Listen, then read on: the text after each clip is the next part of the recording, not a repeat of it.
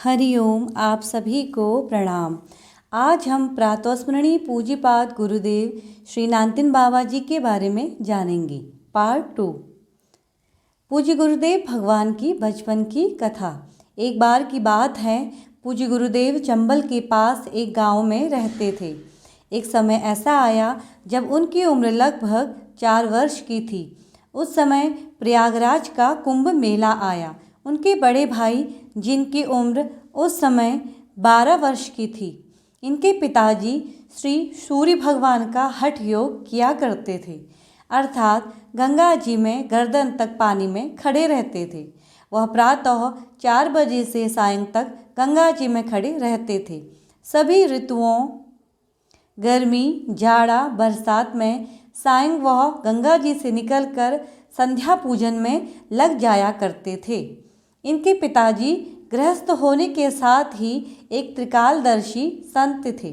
एक दिन इनके पिताजी ने इनके भाई से कहा कि तुम अब कुंभ मत जाओ, घोर अनिष्ट योग है। पर इनके भाई नहीं माने। उन दिनों कुंभ प्रयाग के मेले में हैजे से लगभग 10,000 लोग मर गए थे।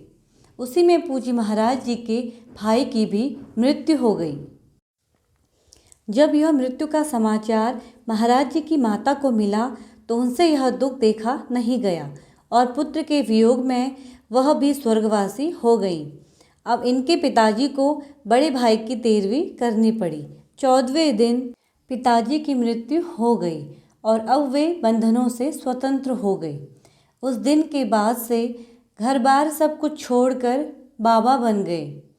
चंबल के पास के गांव की जगह ठीक नहीं है, ऐसा महाराज जी के पिताजी कहा करते थे। कुछ समय बाद महाराज जी चंबल से ग्वालियर चले गए। यह जगह बहुत छोटी थी, इसलिए महाराज जी ने यह जगह छोड़ दी। 6 वर्ष की उम्र में महाराज जी अयोध्या हनुमानगढ़ी मंदिर में एक सिद्ध महंत के पास रहे।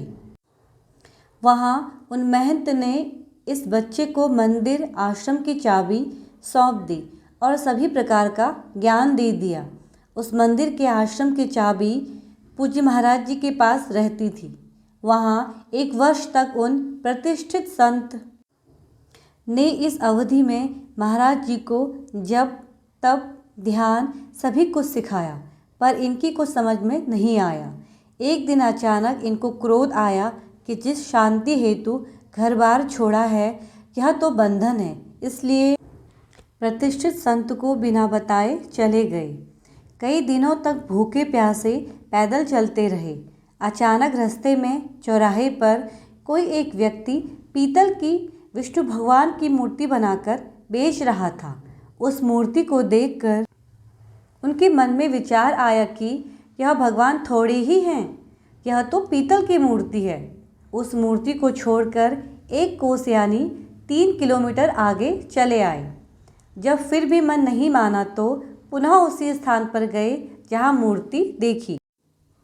उसके लालच में पुनः वहीं वापस लौट आए और मन में नकारात्मक विचार आने के बाद भी वह मूर्ति ले ली। सूर्यास्त होने के बाद जब जंगल में आए तो उस समय रात्रि हो चुकी थी।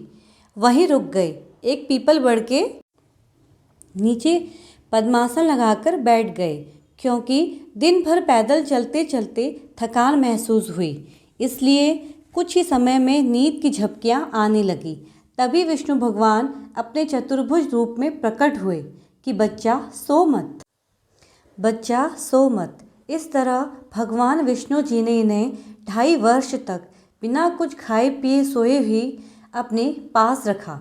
इस 2.5 वर्षों में विष्णु भगवान ने इनको जप, तप, ध्यान यह सभी चीज़ें बताई व सिखाई और इतनी कम उम्र में इनको 52 सिद्धों के दर्शन कराए।